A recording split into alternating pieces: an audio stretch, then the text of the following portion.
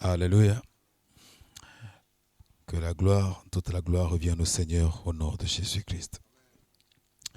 Seigneur, toi qui renouvelles tes grâces tous les matins, nous te demandons que tu nous donnes un cœur sage et intelligent pour comprendre ta parole et pour comprendre aussi ce qui nous arrive.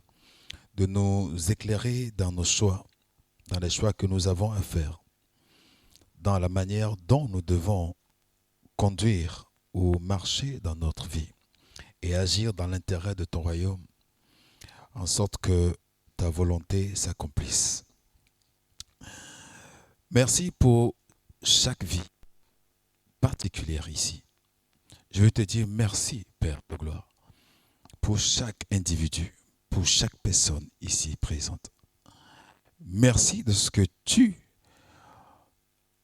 as rendu cela possible, que nous soyons tous ici, que lui soit là, que nous soyons là, que elle soit là. Mais ô Dieu, toi qui as rendu cela possible, puisque le diable n'a pas pu empêcher cela ce matin, qu'il soit défait, lui le diable, lui ses projets, lui ses pensées, lui ses stratagèmes, lui et ses pièges, qu'il soit défait dans toute tentative qu'il opère dans la vie de ces personnes-là au nom de Jésus-Christ. De même qu'il a échoué pour les retenir ce matin, que tous ces essais se culminent en échec et en échec au nom de Jésus-Christ. Merci pour ta protection, car tu dis, qui est donc celui qui bâtit si Dieu ne bâtit pas avec lui? Dès que le vent souffle, il n'existe plus. Je veux te dire merci pour les vies qui continuent de s'encourager mutuellement dans le Seigneur, de s'édifier en toi, Seigneur, malgré vent, malgré crise, malgré trahison, malgré blessure, malgré maladie, malgré intempéries, malgré les saisons de la vie qui coulent. Seigneur, leur endurance, je veux te dire merci au nom de Jésus-Christ. Merci car tu bâtis quelque chose de solide dans la vie de chacun ici. Et que toute la gloire te revienne. Et en tant même qu'assemblée, n'eût été ta grâce, n'eût été ton faible reste, n'eût été ton soutien, Seigneur, nous ne serions plus. Et je veux te dire merci, Seigneur. Merci pour ta grâce. Merci pour le soutien de chaque jour. Merci, Seigneur. Je te rends grâce pour ce que tu es et que sans toi, nous ne sommes pas. Au nom de Jésus-Christ. Merci, Seigneur. Reçois toute la gloire. Et chaque fois qu'il y a une gloire à prendre, Seigneur, reçois-la au nom de Jésus-Christ. Car tout ce qui est bien vient de toi. Et que tout ce qui est bien te retourne aussi à toi. Au nom de Jésus-Christ. Merci pour ce matin.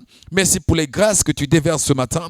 Merci pour tes bénédictions. Merci, Seigneur, pour l'onction. Merci pour ta présence. Merci pour ton impact. Merci, Seigneur. Au nom de Jésus-Christ, j'ai prié. Amen. Quand ça va mal, dites merci au Seigneur. Quand ça va bien, dites merci au Seigneur. Quand tout le temps, vous disiez merci au Seigneur. Qu'il y ait une mauvaise nouvelle, dites merci au Seigneur. Great. Qu'il y ait une bonne nouvelle, dites merci au Seigneur. Soyez reconnaissants en toutes choses.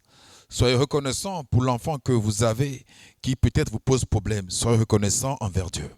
Dites Seigneur, merci pour cet enfant.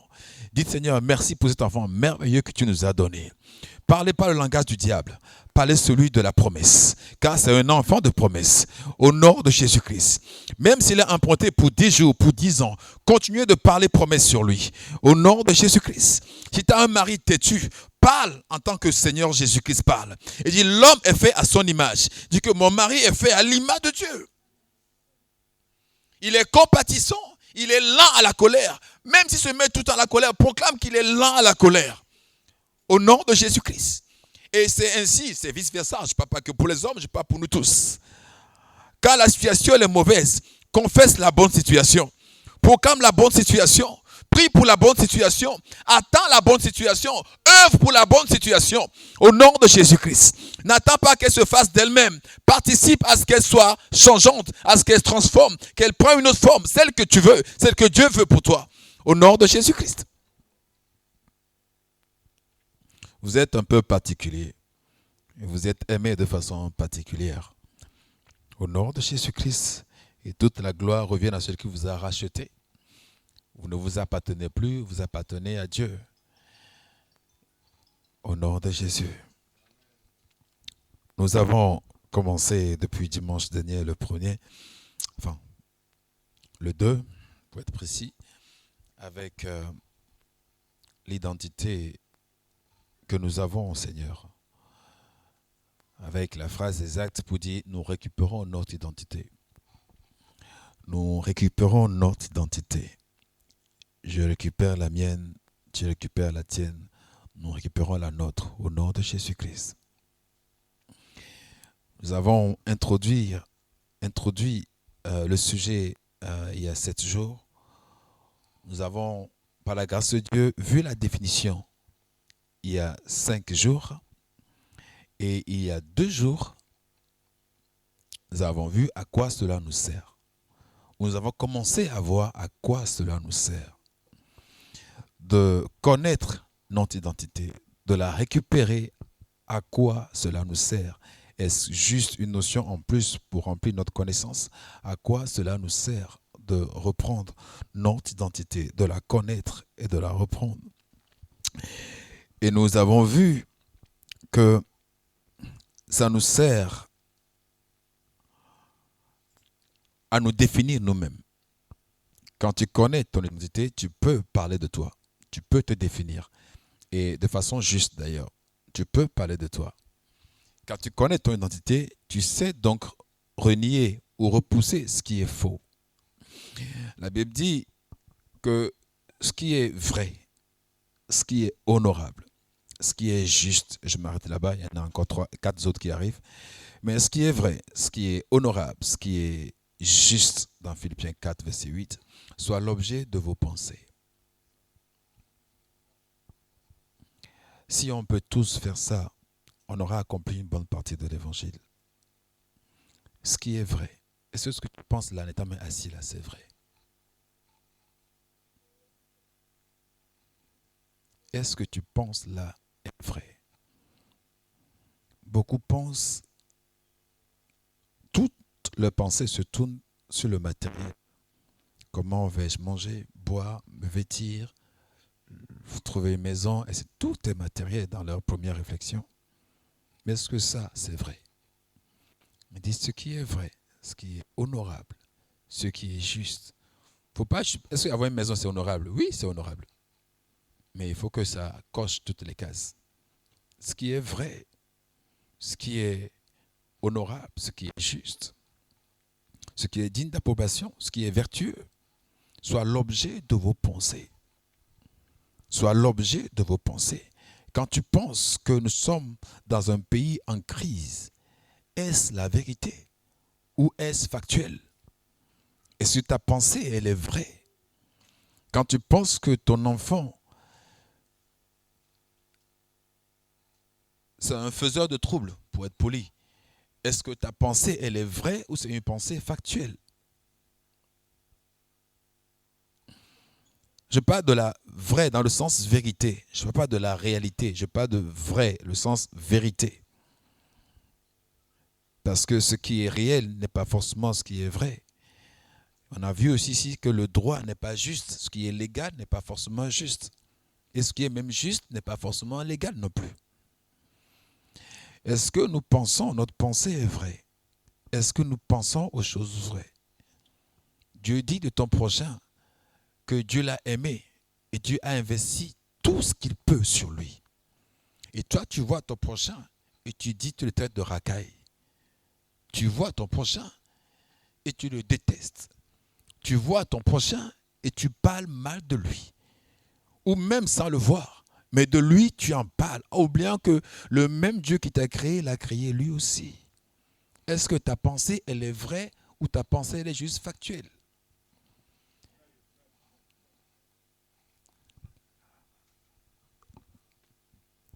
Alléluia. Ce qui est vrai, et on ne va pas rentrer dans la définition de la vérité ici, on n'est pas sur ce sujet aujourd'hui, mais ce qui est vrai est forcément honorable. Et ce qui est vrai est forcément juste. Ce qui est vrai est forcément digne d'approbation. Ce qui est vrai mérite la louange. Ce qui est vrai.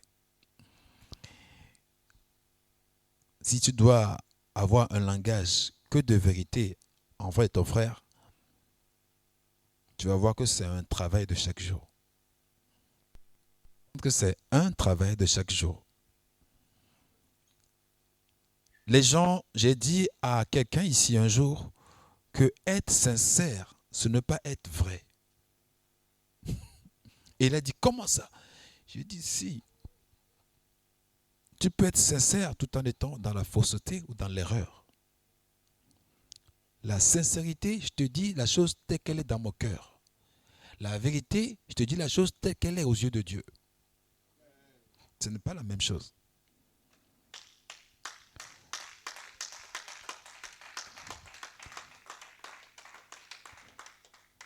Je te dis la chose telle qu'elle est aux yeux de Dieu. Et on ne peut pas construire une église, construire une maison de foi, je précise, pas une maison païenne, une maison de foi, un foyer de foi, en gardant les mêmes perspectives que le monde. C'est-à-dire prendre les faits, la réalité, la sincérité du cœur pour fondement de notre œuvre, de notre maison, non. Il faut que cela soit selon les yeux de Dieu, selon comment Dieu regarde les choses. Et ce n'est pas mauvais, hein, entre autres, en soi-disant passant, d'être sincère. C'est une qualité du croyant d'être sincère. Maintenant, on ne bâtit pas selon ta sincérité. Alléluia. Toi-même, tu ne dois pas bâtir toi-même sur ta sincérité. Non. Non, sincère, c'est reconnaître que Seigneur, je suis faible. Je ne peux pas le faire sans toi. Et pourtant, quand je me lève pour le faire, je ne compte plus sur moi. Je compte sur lui. Parce que lui me dira, va avec la force que tu as. Il me dira, vaillant héros, quand même moi, dans ma sincérité, je me vois faible. Il me dira, je suis Abraham, alors que je suis Abraham, genre stérile, pas même un enfant. Il faut que je dépose ma sincérité pour prendre lui, comment il voit les choses. C'est un langage que nous, assemblés, on doit parler. Le langage de Dieu. Comment la chose est devant ses yeux et non comment la chose est dans notre cœur à nous.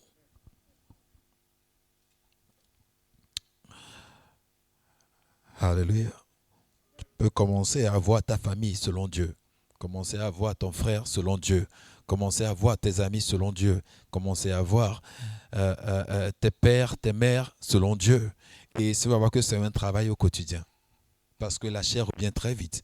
Les influences reviennent très vite. Les réalités reviennent très vite. Il faut rester focus. Et ce n'est pas facile. Mais que Dieu vous donne la grâce de rester focus sur la vérité. Au nom de Jésus-Christ. Et donc, nous avons vu que ça nous sert à nous définir. À nous définir selon le Seigneur. À vraiment nous définir selon le Seigneur. Et entre guillemets, tout le monde peut choisir qui est ses ancêtres. Pour certains, vous êtes issus de l'évolution. Pour d'autres, votre grand-père n'est que le singe ou le chimpanzé. Pour nous autres qui sommes ici, j'espère, nous avons pour père Dieu. Alléluia. Nous sommes créés à l'image de Dieu. Et ça, c'est parce que on se sait fait à l'image de Dieu qu'on peut se définir comme enfant de Dieu. Et connaître son identité, c'est ça. Ça te permet aussi de te définir toi-même. Même dans un monde corrompu, tu sais comment te tenir. Parce que tu sais que tu n'es pas du monde. Et que c'est normal qu'on te déteste. C'est normal d'être haï. Parce que tu n'es pas le leur. Tu n'es pas du monde. C'est juste normal. Maintenant, le croyant qui ne se sait pas, qui ne connaît pas ça, peut être offusqué de ce qu'il est détesté, qu'il est mal aimé, qu'il n'est pas apprécié.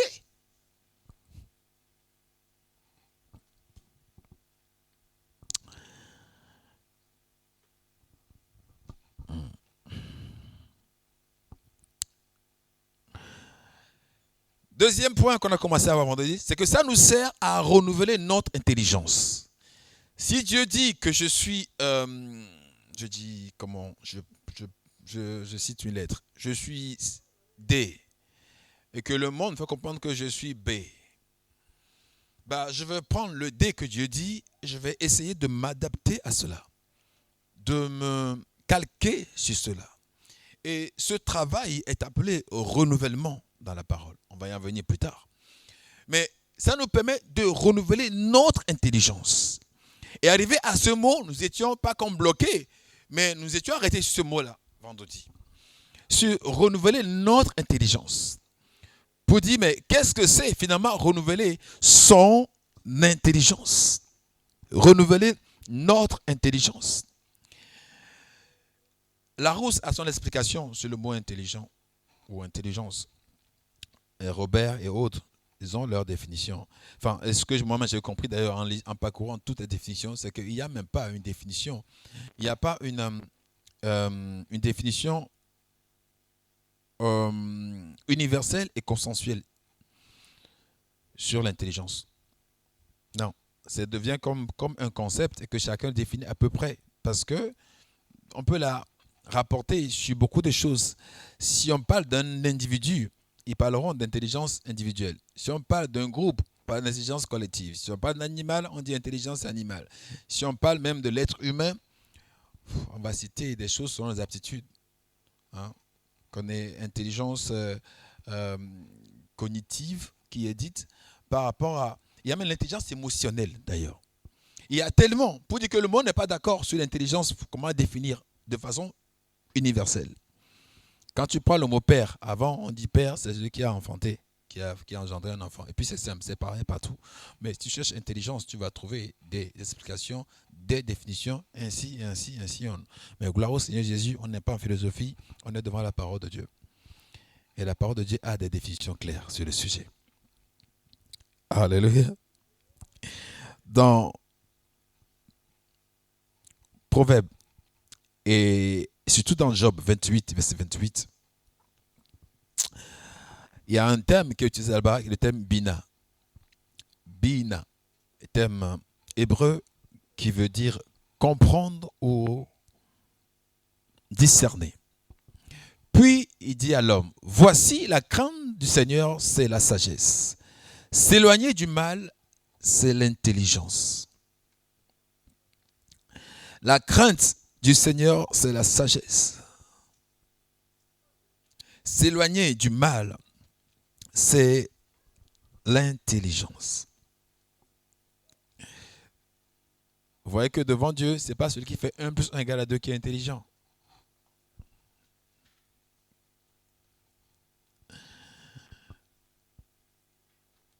S'éloigner du mal, c'est l'intelligence. S'éloigner du mal, c'est l'intelligence. Et ce mot qui est utilisé là-bas, c'est bina, B-Y-N-A-H, qui est un terme hébreu qui veut dire compréhension ou discernement. Comprendre, en gros, celui qui a la compréhension s'éloigne du mal. Ou celui qui a le discernement s'éloigne du mal.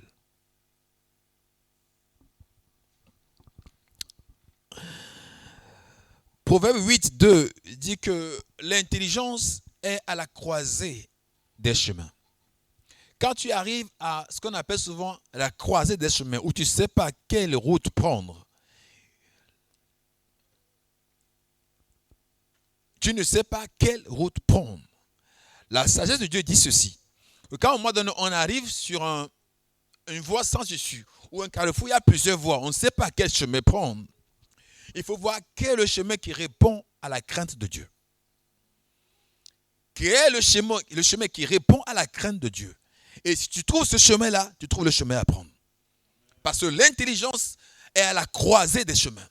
Au lieu de passer dans ce temps des 10 années à prier, Seigneur, montre-moi la voie. Mais lis la parole de Dieu et trouve quelle est la voie qui correspond à la crainte de Dieu. Dans toutes les voies devant toi, quelle est la voie qui honore le Seigneur? Pas quelle est la voie populaire, pas quelle est la voie de la raison humaine, pas quelle est la voie de l'économie, parce que beaucoup font des choix guidés par l'économie. Alléluia. Beaucoup font des choix, même 80% de nos choix, malheureusement, c'est fait guider par l'économie.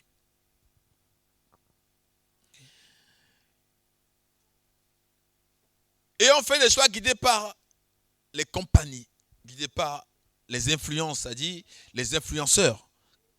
Quand je dis influenceurs, je ne parle pas encore de réseau. Non, je parle juste de nos amis, nos compagnies. Beaucoup arrêtent quelque chose ou commencent quelque chose à cause de leur entourage, à cause de leurs amis. Ils arrêtent quelque chose ou ils commencent quelque chose à cause de leurs amis, à croire qu'ils ont commencé à faire ça à cause de leurs amis même. Du coup, ta raison celle même de l'activité n'est pas celle, puisque tu le fais à cause des autres.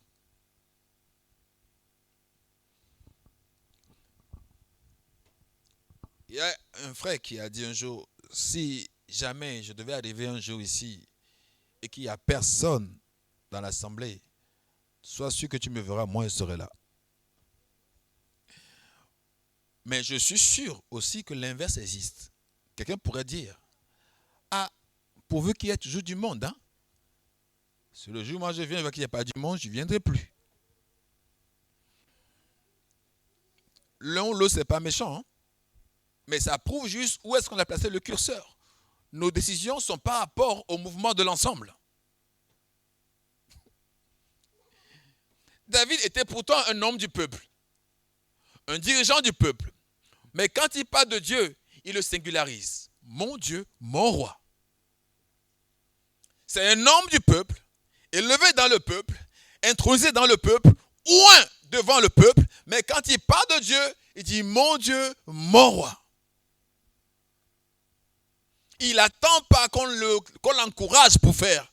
Parce qu'il s'est singularisé le Dieu. Il dit c'est ma raison de vivre et c'est mon Dieu, mon roi.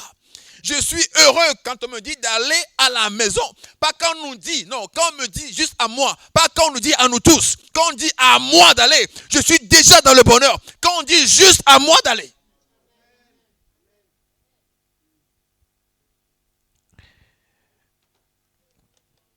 Alléluia. L'identité permet ça. De savoir qui tu es permet ça. De savoir qui tu es permet ça. Permet de prendre des décisions, des choix qui honorent Dieu. Et non pour des raisons économiques, pour des raisons de l'amitié, pour des raisons sociales ou pour des raisons autres. Non, tu prends des décisions que pour ce qui fait la gloire de Dieu, pour ce qui honore Dieu. Parce que tu te connais, tu te sais enfant de Dieu. Tu te sais que tout ce que tu as, c'est Dieu qui te le donne. Tu te sais que tout ce que je possède, c'est Dieu qui me l'offre. Que ce que j'ai dans ma tête, c'est Dieu qui me l'a donné. L'intelligence y compris, la sagesse y compris. Et dans ce cas de figure, tu ne choisis que ce qui honore Dieu. Le moment où tu commences à penser que toi-même tu y es pour quelque chose dans la réussite, tu commences à penser que tu peux aussi faire le reste tout seul. Les foyers ne tiennent pas. En tout cas, les foyers en Christ. C'est pourquoi les foyers du monde, des fois, ça peut tenir. Parce que ce n'est pas un foyer. Les foyers du monde, ce n'est pas un foyer, comme Dieu le définit. Donc, on ne peut pas se calquer sur eux. Mais pour venir sur nous, les foyers des enfants de Dieu, ça ne peut pas tenir si ce n'est pas calqué sur les principes de Dieu. Personne n'a initié le couple, c'est Dieu. Aucun maire, aucun président, aucun département, aucune commune n'a initié le couple. Et je dis ça et je ne vampirise pas l'État. Je dis la vérité, ils n'ont pas inventé le couple. Ça existait avant que l'État ne se forme. L'État, dans sa formation, est très tardive. Le couple existait dès la création. Alléluia.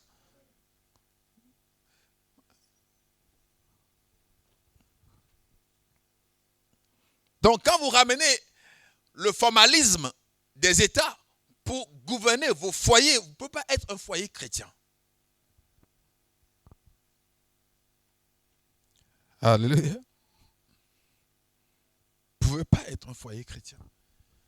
Et quand vous n'êtes pas un foyer chrétien, ça veut dire que vous-même, vous êtes biaisé dans la relation que vous avez. Et en étant biaisé dans la propre relation que tu construis, tu ne sais pas, finalement, si tu es chrétien, pour le moment, tu ne l'es pas. Pour le moment, vous faites ça, vous ne faites pas ça. On ne sait pas trop comment on est finalement, mais on est seulement. Quelqu'un est frustré. Pour ne pas dire tout le monde est frustré. Alléluia. Il y a beaucoup de couples chrétiens qui ne savent pas si finalement, dans la Bible aussi, il y a des choses qui concernent les couples. Comment faire le couple dans la Bible. Il dit, mais il n'y a que ça. Ça a commencé dès Éden. Il n'y a que ça. Vous savez que même la notion du roi dans le peuple est venue par, enfin, par rébellion. L'État, la conscience de l'État, et encore je parle de la France, hein? Ok, qu'on soit bien clair. Je parle du royaume de Dieu. Je parle du peuple de Dieu. Quand va arriver la politique ou le royaume, où élire un roi et avoir un roi qui gouverne sur les gens, ce n'est pas la rébellion. Dieu a dit au peuple, mais je n'ai pas prévu ça pour vous. Mais puisque vous insistez, vous allez prendre le roi. Il va vous frapper, il va prendre vos enfants, pour travailler ces champs, il va prendre vos femmes pour faire des concubines, il va prélever des tasses et impôts sur vous. Donc, quand on prélève une tasse et impôt là, payez-le avec joie, parce que vos ancêtres ont rebellé pour ça. On s'est rebellé pour avoir un roi qui prélève les impôts sur nous. Donc, allons-y. Remplissez en mois de mai, là, remplissez avec joie. Alléluia. L'intelligence, s'éloigner du mal, c'est l'intelligence au vu de Dieu. Ça t'aide. Quand on vient à naître de nouveau, quand on vient à Christ, et je dis par la grâce de Dieu que c'est une date à ne pas oublier. Je crois que c'est la meilleure des dates que l'homme doit graver dans son cœur, la nouvelle naissance. C'est comme le jour de ta naissance physique, tu n'oublies pas, je suppose. Hein? Donc, quand tu es né de nouveau aussi, pas quand tu viens à l'église, hein, quand tu es né de nouveau, comprenez bien, quand tu es né de nouveau, c'est très important. C'est le départ du voyage, c'est le commencement du voyage. Mais voici qu'il y a autre chose qui est encore aussi important que cette première naissance. C'est l'intelligence des choses spirituelles. La capacité à comprendre le royaume de Dieu. À voir comment il fonctionne. Et comment m'adapter au royaume de Dieu. Parce que sinon, tu es largué dans un monde où tu n'as pas de repère. Tu es certes né de nouveau, mais tu manques l'intelligence de ce nouveau monde. Et donc tu vas être tenté de pratiquer l'ancien dans le nouveau. L'intelligence des choses spirituelles. Une fois que tu es né de nouveau, il faut que tu acquiers l'intelligence des choses de l'esprit. Parce que être né de nouveau, ce n'est pas être né physiquement. Quand tu es né physiquement, on t'apprend les choses du physique. On t'apprend comment manger physiquement et tout le reste. Quand tu nais dans l'esprit, il faut aussi s'atteler à apprendre les choses spirituelles. Pour savoir comment négocier avec le monde spirituel.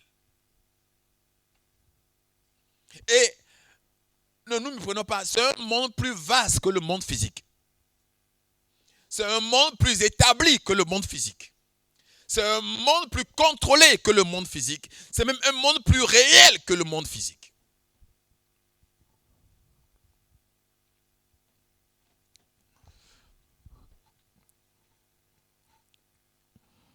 L'intelligence des choses spirituelles. Quand c'est David, non, c'est pas David, quand le roi Salomon s'est fait élire roi, il a fait une prière qui tout le monde a aimé et tous on en parle. Mais l'évangile n'a pas changé. Dieu n'a pas changé aussi. Et quand tu pries pour ton futur emploi, quand tu pries pour, c'est pas ton foyer, quand tu pries pour tes enfants, quand tu pries pour ton déménagement, enfin les choix que tu as fait dans la vie, demande sagesse et intelligence. Il n'y a pas une semaine où je ne demande pas à Dieu, Seigneur, donne-moi la sagesse et l'intelligence. C'est compliqué de dire que tu vas le faire parce que tu penses être capable de le faire.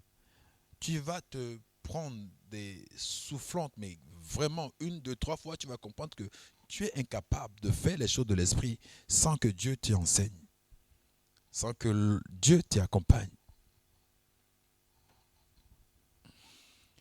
Et sans l'intelligence des choses de l'esprit, même le monde spirituel devient une pierre d'achoppement pour nous. Sans l'intelligence des choses de l'esprit, même le monde spirituel, au lieu que nous dominions dedans, il y a vraiment une pierre angulaire qui devient une pierre d'achoppement pour nous. Il dit, j'ai mis à Sion une pierre angulaire. Et beaucoup en seront choqués. mais il a mis ça à Sion. Vous savez, Sion, c'est où? On n'a jamais fait le cours de Sion ici, je sais. Mais comme ça, vous savez que Sion, c'est l'église. Dieu dit, et ce n'est pas moi qui dis, qu'il a mis une pierre angulaire dans l'église. Et que ceux qui croiront seront épargnés, mais ceux qui ne croiront pas seront comme, la pierre sera pour eux comme une pierre d'achoppement. Ils se tomberont dessus pour ne pas avoir cru. Et ils seront brisés. Mais Dieu met ça dans l'assemblée. Entre guillemets. Au fait, l'assemblée est tellement dans le plan de Dieu que même le tri se fait dans l'assemblée. Moi, je plains et je pleure les chrétiens qui sont soi-disant chrétiens, mais qui sont à la maison. Dieu n'a pas mis une pierre d'achoppement à la maison. Il n'a pas dit que le tri de l'inter serait fait non plus dans vos maisons. Ceux qui, je disais à la sœur hier, ceux qui voient ils suivent en live, vous allez aussi voir le paradis en live. Vous ne serez pas là-bas physiquement. Vous allez le voir. Hein? Et Moïse a vu quoi? Il a vu la terre promise de loin. Mais il n'a pas mis pied lui-même. Donc vous pouvez aussi rester là et voir ça de loin. Alléluia. Il vous sera fait selon votre foi. Donc si votre foi c'est que vous allez voir ça de loin, ok, continuez de regarder de loin. Jésus va venir, va mettre le pied sur le mont Olivier, vous allez rester là-bas de loin à le regarder. On a toujours vu en live, papa. Non, on te voit en live. On a toujours aimé te voir en ligne. Non, on te voit en ligne. Amen. Oui. Ça fait mal. Ça fait mal l'église. Ça fait mal le peuple. Ça fait mal la nation. Mais Dieu a dit, je t'ai envoyé parmi les loups. Alléluia. Je suis parmi les loups, mais je n'ai pas peur. Parce que je suis le genre de brebis que c'est difficile à consommer pour les loups.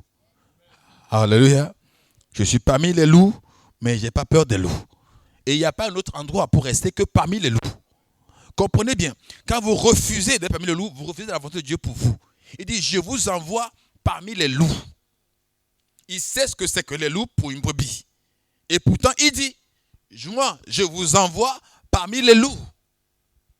Le chrétien qui dit, il y a trop de problèmes. Mais ça dit que toi-même, tu as un problème.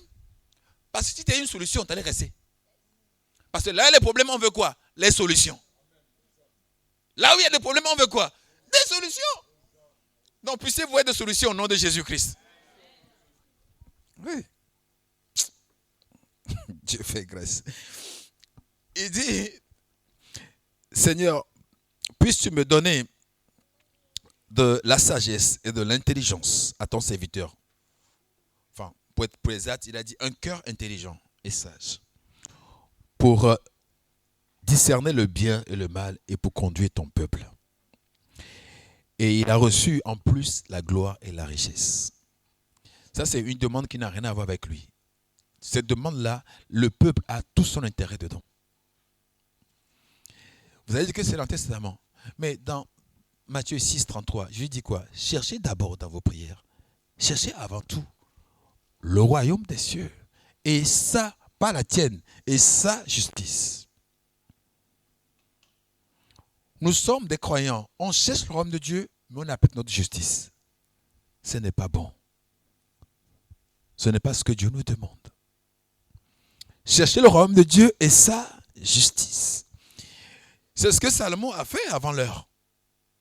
Il a demandé les choses du royaume. La justice du royaume. Et quand bien même il n'a pas demandé l'argent et la gloire, c'est venu avec. Parce que la sagesse a l'avantage du succès. Alléluia. L'intelligence des choses spirituelles. Il dit dans la Bible que nous sommes gardés par la réflexion. C'est peut-être quelqu'un qui a lu ça une fois. Que la réflexion garde les croyants. On va d'abord prendre 2 Corinthiens 4, verset 4, qu'on a déjà lu vendredi. 2 Corinthiens 4, 4. Vous allez voir que parmi les choses que le diable attaque plus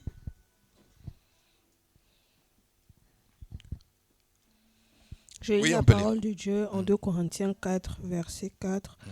Pour les incrédules, dont le Dieu de ce siècle a aveuglé l'intelligence, afin qu'ils ne vissent pas briller la splendeur de l'évangile de la gloire de Christ, qui est l'image de Dieu. Alléluia.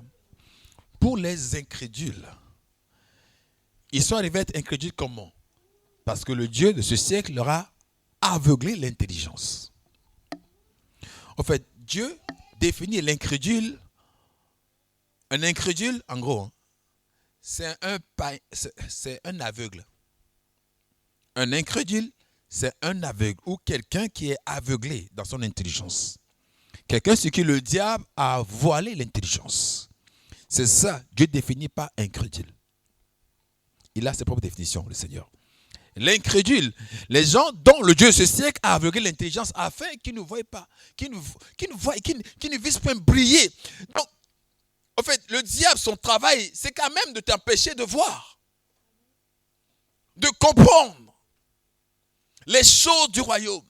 Vous êtes assis ici, peut-être on est 60 ou 70, mais je vous assure que plus de la moitié ne saisissent pas les principes du royaume. Quand je dis plus de la moitié, je veux dire mais les 90% parmi nous ne saisissent pas les principes du royaume. Parce que si on le saisit, on le manifestera.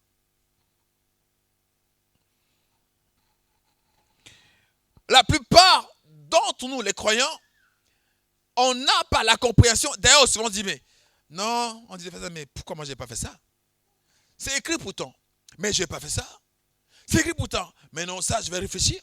C'est écrit pourtant. C'est écrit pourtant. Donc, quand le diable réussit à aveugler, à voiler, vous savez d'ailleurs que la nouvelle alliance, la Bible dit que la nouvelle alliance, c'est en Christ que le voile est ôté. D'accord? S'il est dit comme ça veut dire à chaque fois qu'on prêche Christ, on laisse la possibilité à l'Esprit de Dieu d'enlever le voile chaque fois sur le cœur des gens. Que les gens comprennent réellement. Il y a une sœur ici. Ça fait des mois, que je ne la vois pas. Et je suis parti chaque mois presque la visiter. Et j'ai été 2 fois, même pas, une fois elle m'a appelé. Elle m'a dit non, viens, viens prendre mon offrande. J'ai dit mais c'est insultant. Nous on n'est pas là pour récolter les offrandes. Je dis toi-même viens à Christ, viens à l'église. Je préfère que tu viennes sans offrande que de m'envoyer l'offrande là par poste.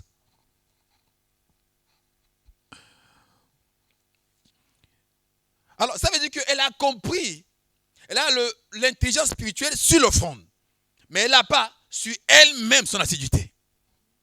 Est-ce que vous comprenez? Elle a l'intelligence en ce qui concerne l'offrande. Mais elle n'a pas ce qui concerne elle-même son corps, elle-même son assiduité. Puis elle trouve que je peux ne pas être là, mais quand même mon offrande, il faut quand même que je donne au Seigneur. La compréhension des choses spirituelles. La compréhension des choses spirituelles. Oh, parler la langue, c'est ridicule. On ne sait pas quoi on dit. Ah, on parle seulement. Et puis, on ne sait pas quel mot c'est. Puis les gens nous regardent bizarre, on ne sait même pas quoi. Mais lorsqu'il va comprendre, ou lorsqu'elle va comprendre qu'un temps de parler en langue vaut mieux plus 10 heures de prière intelligible, et qu'en parlant en langue, il est en train lui-même de grandir, de grossir, de s'épaissir spirituellement, il va commencer à le faire. La compréhension des choses spirituelles. La compréhension des choses spirituelles. Dieu dit, voici, j'ai créé les hommes en image. Je les ai rassemblés depuis Exode, à former une assemblée force. Et alors, je propose maintenant ceci, que c'est dans l'assemblée que je vais envoyer chaque fois mes bénédictions. Alors, si quelqu'un comprend à l'intelligence spirituelle, je dis, de l'assemblée, il ne se permettra pas de louper. Alléluia. Dieu dit, si vous ne vous pardonnez pas par les uns et les autres, le diable aura avantage sur vous. Alors, quelqu'un qui n'a pas l'intelligence du pardon, il va penser qu'il est dans une justice normale de refuser de pardonner. Parce que ça fait trop de fois qu'il m'a insulté.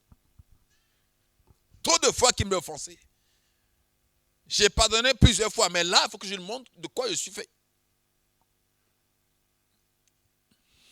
Parce qu'il y a juste un manque de l'intelligence spirituelle sous cette ordonnance-là. Alléluia. La prière collective, la foi. Beaucoup de gens disent, la foi. Mais ils n'ont pas l'intelligence du procédé de la foi. Parce que la foi, bien aimé, c'est un processus, c'est un procédé. Il faut des produits, c'est le résultat des produits. Donc quand tu ne mélanges pas les produits, il n'y a pas le résultat de la foi. Il n'y a pas ça. Il dit, il faut dire, la foi. Il faut avoir la foi. Mais dis à la personne, comment on a la foi? D'où vient la foi? Comment on la magasine, comment on la stocke, comment elle grandit, comment elle devient puissante. Mais non, la foi. Mais comment on a la foi? L'intelligence des choses spirituelles. Alléluia. Ceux qui disent, ne pêche plus. Mais montre-lui comment ne plus pécher. Comme toi tu es docteur de ne pêche plus là, montre-lui comment ne plus pécher. Alléluia. Montre-lui comment Jésus a fait avec les autres. Femmes, ils sont où ceux qui t'ont condamné? Il n'y a personne. Moi non plus, qui suis ton Dieu, je ne te condamne pas. Va dans cette non-condamnation et maintenant ne pêche plus. Alléluia. La compréhension des choses spirituelles. La compréhension des choses spirituelles. Understanding, la compréhension des choses spirituelles. Compréhension des choses spirituelles. Dieu est là-haut. Dieu est là-haut. Des fois, je me dis, mais vous savez, Dieu peut envoyer les anges, même à l'époque de l'Ancien Testament, quand il voulait bâtir le tabernacle dans le désert. Les gens marchaient dans le désert. Et pourtant, Dieu leur a sommé à eux de bâtir le tabernacle. Mais Dieu pourrait envoyer les anges qui sont infatigables de nature, qui vont construire ça en une journée. Comme s'ils ont pris une potion magique, vous voyez. Et ils bâtissent ça en une journée. Et puis les hommes sont tranquilles. Mais pourquoi Dieu ne fait pas? Et qu'il appelle Bessélim et lui donne la sagesse pour aller bâtir. Et que les ouvriers mettent la main à la planche pour aller construire brique par brique. Dieu aurait pu répondre à l'italien, la Corneille. Mais pourquoi Dieu descend et dit, va voir, j'ai un serviteur là-bas qui est dans l'autre ville. Fais appel à lui. Parce que Dieu a ses principes, ses manières de faire les choses. Il faut que l'homme de Dieu ou l'enfant de Dieu comprenne l'intelligence des choses de Dieu. Sinon, vous allez critiquer et finir critiquable. Vous allez critiquer et finir frustré. Sérieux, vous allez critiquer votre propre adoration. Pas quelqu'un, votre propre adoration. Ah, je prie tellement, mais ça me sert à quoi me de prier. Vous allez être frustré.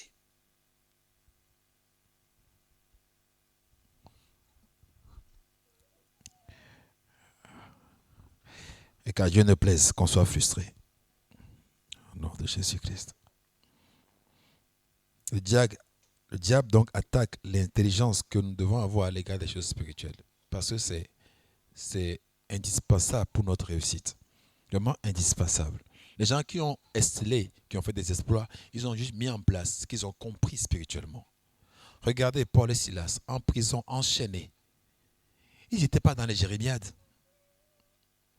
Alléluia. Il n'y a personne ici qui manque de sa liberté. La plupart ici sont libres.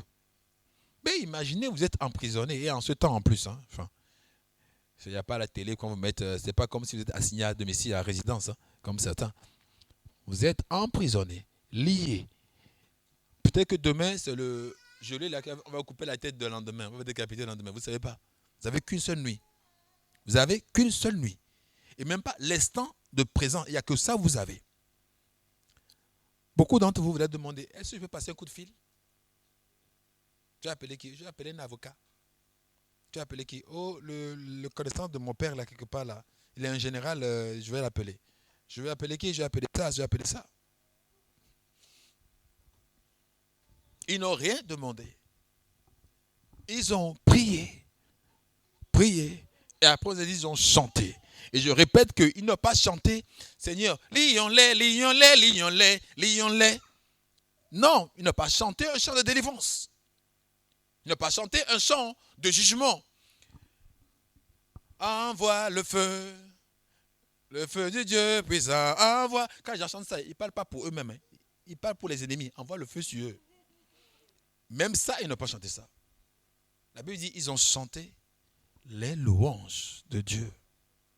Limite, leur situation présente n'a pas été aussi forte pour pousser leur demande, pour privilégier une demande de présence. Non, ils étaient toujours dans l'exaltation de Dieu.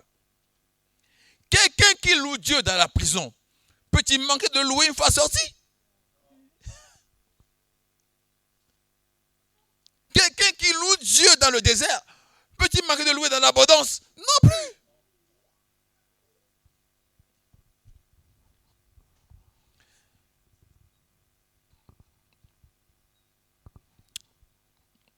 Vous savez, Adam, son défaut, je crois, c'est qu'il n'a pas marché avec Dieu. Il est sorti de Dieu, il a gouverné tout de suite. Nous, notre privilège à nous, c'est de faire comme Jésus, de marcher avec Jésus, de marcher avec Dieu, de passer par le désert et après de régner. Alléluia. Les règnes automatiques, là, ça finit de façon automatique aussi.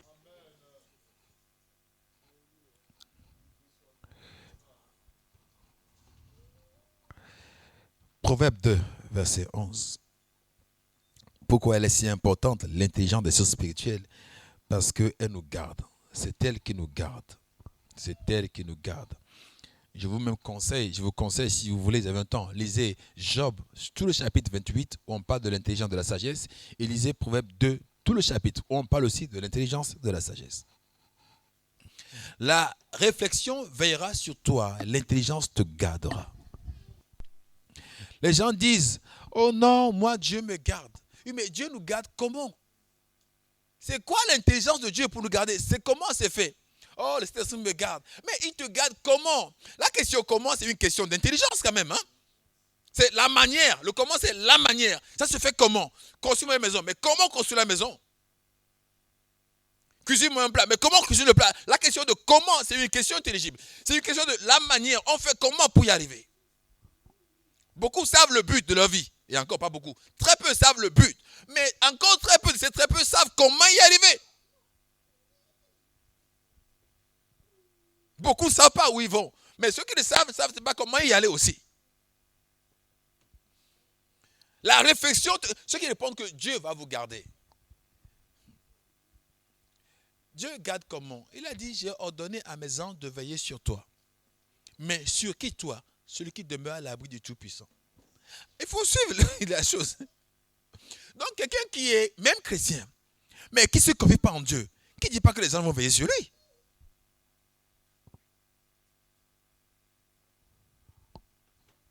L'intelligence te gardera. Et pour ceux qui disent que l'Esprit Saint va me garder, lisez bien. La Bible dit que quand l'Esprit de Dieu viendra, il vous enseignera toute la vérité. Non, il vous enseignera toutes choses et il vous conduira. Donc avant de te conduire, il t'enseigne. C'est ça le processus. Finalement, au final, on revient aux mêmes choses. C'est l'intelligence qui te garde. Parce qu'en t'enseignant, il t'ouvre ton esprit sur les choses spirituelles. Et pendant que tu gardes ces choses-là, tu te vois conduit par l'Esprit de Dieu. Ce n'est pas automatique. Il vient et puis je suis gardé. Non. L'intelligence des choses de l'esprit te garde. Parce que tu les mets en pratique et ça te garde. Parce que tu sais comment cela fonctionne et ça te garde. Que l'intelligence vous garde. Que vous ne choisissez pas votre domaine n'importe comment au nom de Jésus-Christ. Parce que les choix, on a le droit de faire tout le choix qu'on veut. Mais on ne peut pas choisir la conséquence de nos choix. Une fois qu'on fait le choix, les conséquences aussi viennent avec. Que Dieu vous aide à faire le meilleur choix. Un choix qui est basé sur la crainte de Dieu. Parce que l'intelligence ou la crainte de Dieu est le carrefour ou la croisée des chemins. C'est ça. Quand on est sans, il faut choisir qu'est-ce qui correspond à la crainte de Dieu. Alléluia. Romains 12, versets 1 à 3. Et on va encore peut-être s'arrêter là aujourd'hui. Je n'aurais pas encore fini sur l'intelligence. Finalement, ça prend quoi? 2, 3 séances. Romains 12, que vous connaissez très bien. Je vous exhorte, frères, donc par les compassions de Dieu, à offrir votre corps comme un sacrifice vivant, saint et agréable, ce qui serait de votre part un culte raisonnable. Maintenant, le verset 2. Ne vous conformez point au siècle présent. Jusque-là, c'est bon? Quand on dit au siècle présent, on ne dit pas le siècle passé. C'est le siècle présent. Si quand on va lire ça demain, dans 2000 ans, encore plus, et qu'on sera 4000 ans, on ne sait pas trop, ça serait toujours présent. Ne vous conformez pas au siècle présent. Dans le siècle où vous êtes actuellement, est-ce que vous vous conformez à ce siècle-là ou pas? Ne vous conformez pas au siècle présent. Je parle de ma pensée là cette fois-ci, mettez ça en parenthèse, ça vaut ce que ça vaut.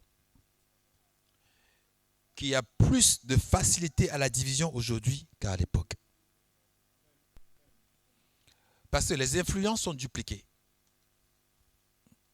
Il y a les réseaux, il y a nous-mêmes, il y a les médias. Et il y a ceux qui ont reçu le ministère spécial de dénonciation. Un ministère que vous n'allez trouver nulle part dans la Bible, mais qui existe que pour certaines personnes. Ils ont reçu de Dieu d'enquêter, de trouver des indices et de publier. Bon. Tout un mandat. Ne vous conformez pas au siècle présent.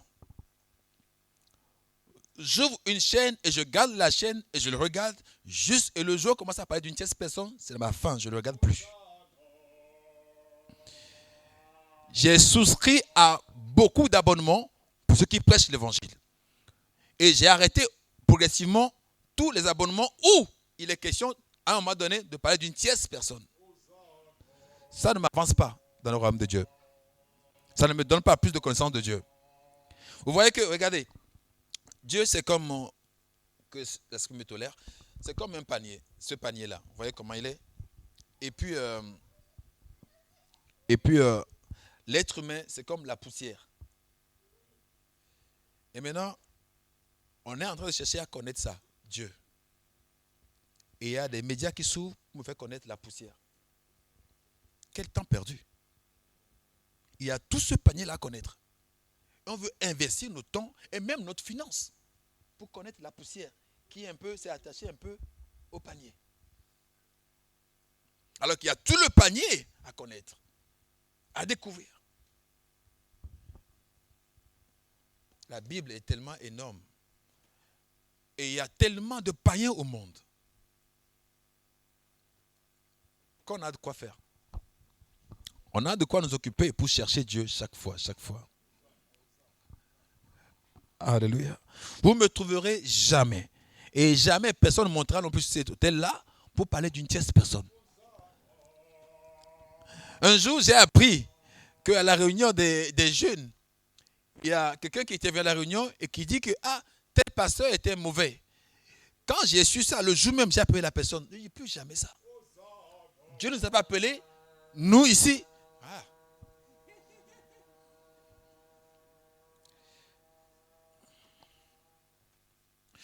Dieu ne nous a pas appelés, nous ici, pour valider ou invalider le ministère des autres. Je ne suis pas, en tout cas, je sais que je ne suis pas appelé pour ça. Et il n'y a même pas cet appel dans la Bible, ça n'existe nulle part. Il n'y a pas.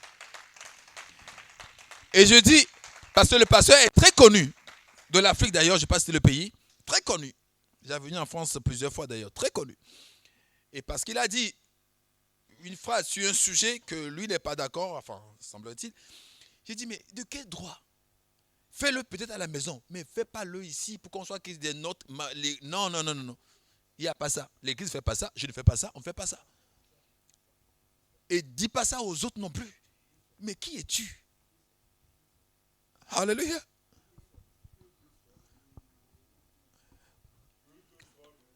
Les êtres humains, ils ont plus de demain que du passé. L'homme que Dieu a créé a plus d'avenir que du passé. Même s'il lui reste une année à vivre, il a plus de demain que du passé. Retenez bien ça. À la croix, un seul moment, une seule seconde, on parle encore aujourd'hui du bandit qui est parti au paradis. En une seconde, il a impacté toute une vie en une seconde. Donc, il ne faut pas condamner les gens en bout de champ parce que l'homme a toujours de l'avenir.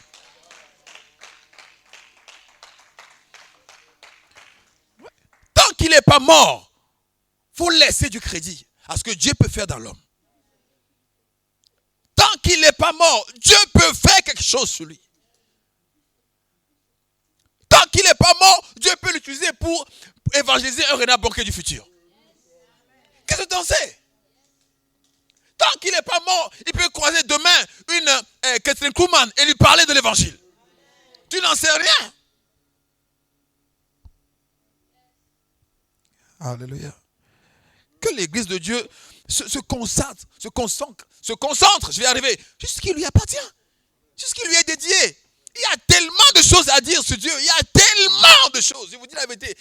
Moïse a vu seulement le pan de la robe, le petit pan, le pan de la robe de Dieu, et il a écrit le Pentecôte, les Pentateuques plutôt. Il a écrit les Pentateuques, en voyant juste le pan de la robe. Il dit, derrière, il a vu le pan derrière, il a écrit des révélations. Qu'est-ce qu'on a à faire à aller voir les hommes? Alléluia. Qu'est-ce que tu as à faire? Quelle révélation tu auras à aller voir les hommes?